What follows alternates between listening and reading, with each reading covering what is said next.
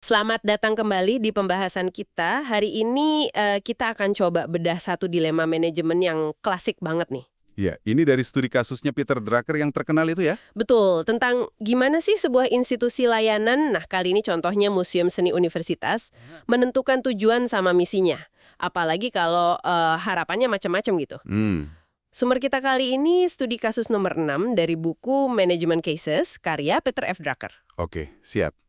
Jadi coba Anda bayangkan dulu ya, ada universitas besar, bergengsi gitu, dan mereka punya museum seni yang jadi kebanggaan kampus. Ikonik gitu ya bangunannya biasanya. Banget. Gedungnya megah, gaya neoklasik, wah sering banget deh jadi sampul brosur penerimaan mahasiswa baru. Awalnya museum ini tuh berdiri karena ada donatur, kolektor kaya yang ngasih koleksi pribadi plus gedung museumnya juga. Wah, baik sekali ya. Iya, nah pas pendirinya ini wafat, gitu sekitar akhir 1940-an, universitas mikir, wah perlu nih cari direktur profesional buat ngelola museum ini biar lebih modern. Masuk akal sih ya. Perlu dikelola secara profesional. Tapi proses nyarinya itu lama, agak lambat gitu. Nah, sementara itu ada satu mahasiswi pasca sarjana sejarah, seni, dia ini cinta banget sama museum itu. Sering gitu ngabisin waktu sendirian di sana. Oh iya, Iya, kita sebut aja namanya Nona Kirchhoff ya, biar gampang. Nah, dia inilah yang kemudian awalnya tuh tanpa gelar resmi, tanpa gaji malah. serius? Tanpa gaji? Iya, tanpa gaji, dia mulai ngurusin museum itu de facto gitu. Tapi dia gigih banget orangnya. Selama 30 tahun ke depan dia bertahan, bangun reputasi, akhirnya pelan-pelan diangkat jadi direktur penuh. Wah, 30 tahun itu waktu yang lama loh. Dedikasi tinggi berarti ya. Betul, dan kontribusinya itu wah luar biasa loh. Dia bukan cuma sekedar jaga gawang gitu. Dia inventarisasi, terus katalogin koleksi yang tadinya mungkin agak berantakan ya. Dia juga aktif banget nyari donasi baru. Oh ya, dari mana tuh biasanya? Kebanyakan dari alumni yang punya ikatan emosional gitu sama universitas, dia juga berhasil galang dana buat perbaikan, pengembangan fasilitas. Keren, keren. Tapi nih, mungkin yang paling signifikan ya, Nona Kirchhoff ini berhasil banget mengintegrasikan museum ke jantung kehidupan akademik universitas. Nah, ini dia nih. Gimana caranya tuh? Ini cerdas banget sih. Dia nawarin lantai 3 gedung museum buat jadi kantornya Fakultas Sejarah Seni. Oh, jadi fakultasnya ngantor di dalam museum? Iya, terus dia renovasi bagian lain buat ruang kelas modern sama auditorium.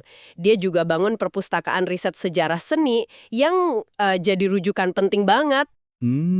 Jadi fasilitas akademik ya? Nggak cuma itu, dia juga rutin bikin pameran khusus yang dikurasi dengan baik gitu ya, pakai koleksi museum plus pinjaman dari luar. Oke. Nah yang menarik lagi nih, setiap pameran dia minta anggota Fakultas Sejarah Seni yang paling top buat nulis katalognya. Wah, Dan ternyata katalog-katalog ini jadi publikasi akademis yang sangat dihargai di bidangnya. Kuliah, seminar yang diadain di museum juga jadi salah satu daya tarik pendidikan paling populer di kampus. wah, jadi benar-benar hidup ya museumnya di tangan dia. Terintegrasi banget sama kegiatan akademik. Iya, Nona Kirchhoff sendiri bangga banget, ya pantes ya, sama pencapaiannya ini. Terutama bikin seni jadi bagian penting dari pengalaman di universitas. Tapi ya itu tadi, setelah 30 tahun ngabdi, pas dia pensiun, pertanyaan mendasar yang mungkin selama ini kesimpan akhirnya keluar juga. Nah, ini dia titik krusialnya ya. Iya, Apa seharusnya tujuan dan misi museum ini ke depan? Nah, disinilah inti persoalannya yang mau kita bedah bareng-bareng. oke. Menarik nih konfliknya pasti. Jadi, ceritanya nih, setelah Nona Kirchhoff pensiun, Senat Akademik Universitas kan bentuk komite tuh buat cari direktur baru. Ya, prosedur standar lah ya. Harusnya. Tapi kali ini beda. Suasana rapat pertama komite itu langsung, wah, tegang gitu rasanya. Dekan yang mimpin rapat coba nyairin suasana, tapi malah keluar omongan yang, agak gimana gitu. Gimana tuh omongannya? Dia bilang gini, jelas kita salah pilih orang sebelumnya. Kali ini kita harus benar-benar berusaha keras mendapatkan orang yang tepat. Waduh, itu komentar yang cukup nyelekit ya, mengingat kontribusi Nona Kirchhoff tadi. Iya kan? Aneh gitu dengernya. Ini udah nunjukin ada sesuatu yang nggak beres di bawah permukaan ya. Meskipun kelihatannya Nona Kirchhoff sukses banget bikin museum hidup, komentar itu kayak ngasih sinyal ada ketidakpuasan gitu. Betul. Mungkin ada faksi lain di universitas yang ngerasa integrasi ala Nona Kirchhoff itu kurang pas sama visi mereka? Atau ya emang pengen profil direktur yang beda dari awal? Sinyal konflik nilai nih. Tepat sekali. Dan benar aja, konflik itu langsung meledak di rapat senat berikutnya. Anggota senat pertama yang ngomong langsung ngusulin arah yang beda banget sama eranya Nona Kirchhoff.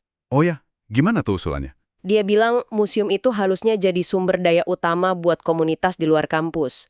Fokusnya eksternal. Layani masyarakat kota, sekolah-sekolah, publik luas gitu. Ini argumen yang sering kedengeran ya, melayani masyarakat. Kedengarannya bagus, mulia gitu. Iya kan? Tapi ya kayak yang sering ditekankan Drucker, kita mesti tanya dulu, melayani komunitas itu artinya apa sih spesifiknya? Siapa persisnya komunitas itu? Kebutuhan nyata mereka apa yang bisa dipenuhi museum ini? Bener juga ya. Dan yang paling penting nih, museumnya punya kapasitas nggak? Koleksinya, dananya, stafnya, keahliannya. Buat ngerjain itu dengan baik. Tadi kan dibilang, di kota itu udah ada museum publik besar lain. Apa ini nggak malah buang-buang sumber daya yang udah terbatas? Duplikasi usaha? Pertanyaan bagus banget. Dan emang bener, argumen layani komunitas luar ini langsung ditentang keras sama anggota senat dari Fakultas Sejarah Seni. Nah kan, gimana katanya? Dia bilang itu sama sekali nggak masuk akal. Coba bersaing sama museum kota yang gede itu ya pemborosan. Keunggulan kita, keunikan kita, itu justru diintegrasi yang dalam sama komunitas akademik. Kita ini institusi pengajaran. Jadi dia balik lagi ke konsep awal Nona Kirchhoff, tapi dengan penekanan berbeda ya? Iya, dia jabarin lagi tuh gimana museum ini jadi kayak laboratorium belajar. Bukan cuma buat mahasiswa sejarah seni, tapi buat semua mahasiswa. Oh, contohnya gimana? Ya, mahasiswa teknik bisa belajar konservasi di situ, mahasiswa arsitektur belajar sejarah bangunan, terus mahasiswa liberal arts lain dapat paparan seni berkualitas tinggi, mungkin pertama kali buat mereka. Nah, menurut dia, inilah misi unik yang nggak bisa ditiru museum lain. Harus jadi fokus utama ke depan, melayani kebutuhan pendidikan internal universitas. Nah, ini pergeseran fokusnya jelas banget ya. Dari luar, jadi ke dalam. 180 derajat. Pandangan kedua ini nilai tertingginya di fungsi edukatif internal. Betul. Ini argumen soal diferensiasi, soal niche marketnya, gitu ya. Museum ini, kata dia, harus maksimalin dampaknya di dalam ekosistem universitas itu sendiri. Bukan berarti anti komunitas luar ya, tapi prioritas utamanya ya mahasiswa sama fakultas internal. Iya, masuk akal juga sih. Tapi pertanyaannya jadi, apakah pengajaran S1 ini cukup ambisius buat museum sekaliber ini? Terus gimana ngukur suksesnya, misi ini? Nah, pertanyaan bagus lagi. Karena langsung disambut pandangan ketiga. Wah, ada lagi. Dari siapa nih? Kali ini dari Ketua Departemen Matematika, jadi mewakili perspektif yang mungkin lebih keras ya, dari sisi sains atau disiplin non-humaniora. Oke. Gimana pandangannya? Dia justru skeptis sama fokus ke pengajaran sarjana. Dianggapnya terlalu populis, terlalu umum gitu. Menurut dia, museum ini dengan koleksi dan perpustakaan risetnya yang hebat itu, hakikatnya adalah bagian dari Fakultas Pascasarjana. Oh, jadi lebih ke riset dan S3 gitu maksudnya? Ya, jadi kata Ketua Departemen Matematika ini, fokus utama museum harusnya jauh lebih sempit tapi mendalam. Jadi pusat unggulan buat ngelatih calon doktor, S3, sejarah seni. Terus dukung kerja ilmiah, riset para profesor, dan hasilin publikasi akademis tingkat tinggi. Jadi populer di kalangan S1, apalagi komunitas luar, itu malah dianggap ganggu misi luhur ini. Wah, ini beda banget ya? Iya. Kemuliaan sejati museum, kata dia, bukan di jumlah pengunjung, tapi di kualitas katalog ilmiahnya sama reputasi lulusan PhD-nya yang dicari universitas top lain. Ini pandangan ketiga benar-benar ngutamain prestis akademik sama riset ya.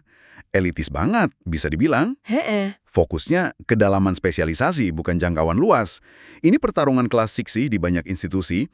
Riset unggul, vs dampak pengajaran, vs layanan komunitas. Masing-masing punya logikanya sendiri. Bener banget. Implikasi dari pilihan ketiga ini gede banget loh. Siapa pelanggan utamanya? Ya jelas, peneliti sama mahasiswa S3. Sumber daya dialokasiin kemana? Pasti lebih banyak buat akuisisi koleksi langka, fasilitas riset, dukung publikasi. Mungkin ngorbanin program publik atau pameran yang lebih populer. Kebayangkan suasana rapat senat waktu itu gimana? Tiga pandangan beda banget, masing-masing dipegang kuat argumennya. Pasti panas ya diskusinya. Banget, suasana makin panas. Akhirnya dekan mutusin buat nunda diskusi. Khawatir jadi debat kusir nggak produktif. Tapi dia sadar ini masalah fundamental, nggak bisa hilang gitu aja. Harus diurai sebelum rapat senat berikutnya bulan depan. Harus ada kejelasan arah ya. Iya, malam itu juga dekan nggak bisa tidur katanya. Dia duduk terus ngerumusin 5 pertanyaan kunci, yang menurut dia harus direnungin sama semua anggota fakultas sebelum ketemu lagi. Oh, pertanyaan buat memandu diskusi gitu ya? Iya, biar diskusinya naik level. Dari sekedar adu argumen, jadi analisis strategis yang lebih mendasar. Apa aja tuh 5 pertanyaannya? Intinya gini, pertama, coba kita petain dulu deh, apa aja sih kemungkinan tujuan yang realistis buat museum ini? Apa benar cuma 3 tadi? Riset S3, pengayaan S1, layanan komunitas, atau ada opsi lain? Oke. Membuka kemungkinan lain ya? Kedua, nah ini penting banget kata Drucker. Siapa seharusnya pelanggan utama museum ini? Cuma satu kelompok? Atau bisa beberapa? Kalau beberapa, siapa prioritasnya?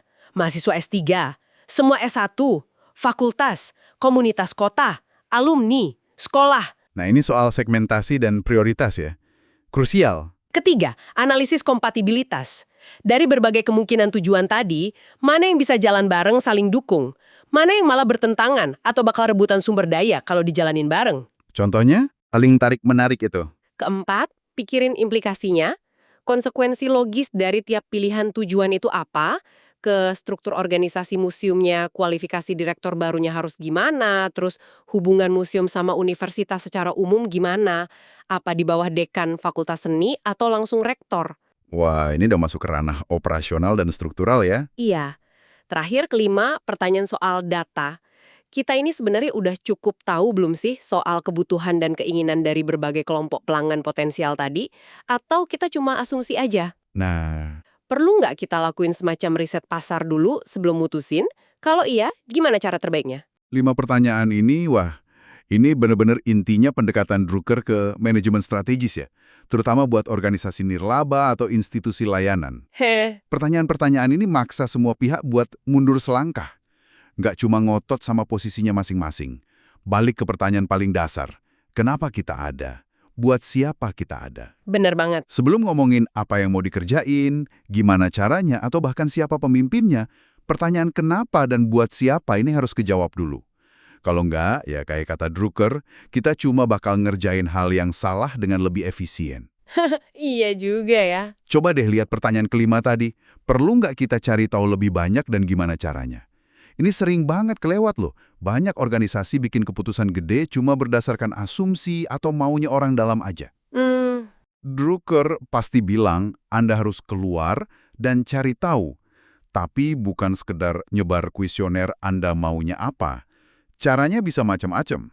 Gimana tuh contohnya? Ya, analisis data penggunaan museum yang udah ada, siapa sih yang datang, kapan, ngapain, wawancara mendalam sama perwakilan tiap kelompok, mahasiswa S1, S3, guru sekolah, anggota komunitas. Bisa juga fokus group discussion, observasi langsung orang interaksinya gimana sama museum, atau malah pelajari museum universitas lain yang sejenis yang dianggap berhasil. Ini riset serius, bukan sekedar polling iseng. Oke, jadi nggak cuma debat di rapat senat ya, tapi harus ada data dan pemahaman nyata dari pasar atau konstituen yang mau dilayani. Penting banget ini. Betul. Nah, sekarang coba kita posisikan diri kita nih. Kalau Anda, para pendengar, ada di posisi dekan atau anggota senat itu, gimana Anda mulai jawab 5 pertanyaan tadi? Mana dari 3 visi misi museum tadi, atau mungkin ada visi lain, yang paling cocok menurut Anda? Kenapa? Ada nggak pertanyaan ke-6 atau ke-7 yang kayaknya perlu ditambahin sama si dekan? Dilema Museum Seni Universitas ini kan, meskipun spesifik ya kasusnya, sebenarnya ini kayak miniatur tantangan yang dihadapi banyak banget institusi layanan di sekitar kita loh. Contohnya apa lagi? Coba pikirin rumah sakit. Siapa pelanggan utamanya? Pasien, dokter, asuransi, keluarga pasien, komunitas sekitar. Gimana mereka nyimbangin misi nyembuhin orang, misi pendidikan kalau itu RS pendidikan, misi riset, sama misi biar tetap bisa jalan secara finansial. Wah, iya juga ya. Kompleks. Atau universitas secara keseluruhan deh. Mending fokus ke riset canggih biar ranking global naik. Atau fokus ke kualitas ngajar S1 biar lulusannya siap kerja? Atau fokus ke pengabdian masyarakat, transfer teknologi ke industri lokal? Pilihan yang sulit semua ya. Iya kan? Ketiga misi itu sering narik ke arah beda dan rebutan sumber daya yang sama. Dosen, dana, fasilitas. Organisasi nirlaba lain, lembaga pemerintah, bahkan mungkin unit kerja di perusahaan Anda, sering banget kan ngalamin pergulatan soal prioritas dan identitas inti kayak gini? Bener banget. Kasus ini nunjukin betapa pentingnya punya kejelasan tujuan dan misi yang disepakati bareng. Atau paling nggak dipahami lah sama semua pemangku kepentingan utama. Apalagi kalau kayak kasus ini, ada beberapa visi yang sama-sama valid, argumennya kuat, tapi implikasinya saling bertentangan. Justru itu. Tanpa kejelasan ini, institusi bisa kejebak ditarik-menarik internal terus, sumber daya kebuang sia-sia, semangat kerja turun, ya akhirnya gagal ngasih dampak optimal, padahal potensinya mungkin gede banget awalnya. Dan mungkin ada satu lapisan refleksi lagi nih yang perlu kita tambahin buat pemikiran penutup. Boleh, apa tuh? Anggaplah nih, setelah proses yang mungkin alot ya, komite berhasil nih nyepakatin satu misi baru buat museum ini. Pertanyaannya kan nggak berhenti di situ. Terus apa lagi? Tantangan berikutnya, gimana caranya mastiin misi yang udah dipilih itu nggak cuma jadi dokumen bagus di atas kertas, tapi benar-benar dihidupi di operasional sehari-hari dan tetap relevan seiring waktu. Mekanisme kontrolnya gimana? Evaluasinya gimana? Implementasi dan keberlanjutannya ya. Ya. Lebih jauh lagi, gimana cara ngindarin yang namanya mission creep, tahu kan? Penyimpangan misi. Pelan-pelan tapi pasti, institusi mulai ngerjain hal-hal di luar misi intinya. Fokusnya jadi buyar lagi. Oh iya, sering terjadi itu. Atau sebaliknya, gimana ngindarin stagnasi? Misinya dulu relevan, tapi sekarang udah usang, tapi nggak ada yang berani nengok ulang gitu. Ini ngingetin kita ke Nona Kirchhoff tadi. Kesuksesan dia di masa lalu bisa jadi malah belenggu buat perubahan di masa depan. Bener juga ya, paradoks kesuksesan. Nah, gimana caranya organisasi itu belajar, beradaptasi, tanpa kehilangan identitas intinya? Gimana bangun konsensus, atau paling nggak ngelola ketidaksepakatan secara konstruktif dalam jangka panjang? Ini pertanyaan-pertanyaan lanjutan yang nggak kalah penting buat Anda renungin dalam konteks organisasi manapun. Wah, pertanyaan yang bagus banget buat kita pikirkan bersama ya. Terima kasih sudah menyimak pembahasan kita kali ini yang kita gali dari salah satu studi kasus manajemen paling klasik dari Peter Drucker. Semoga ada perspektif baru ya buat Anda. Semoga bermanfaat. Sampai jumpa di sesi berikutnya.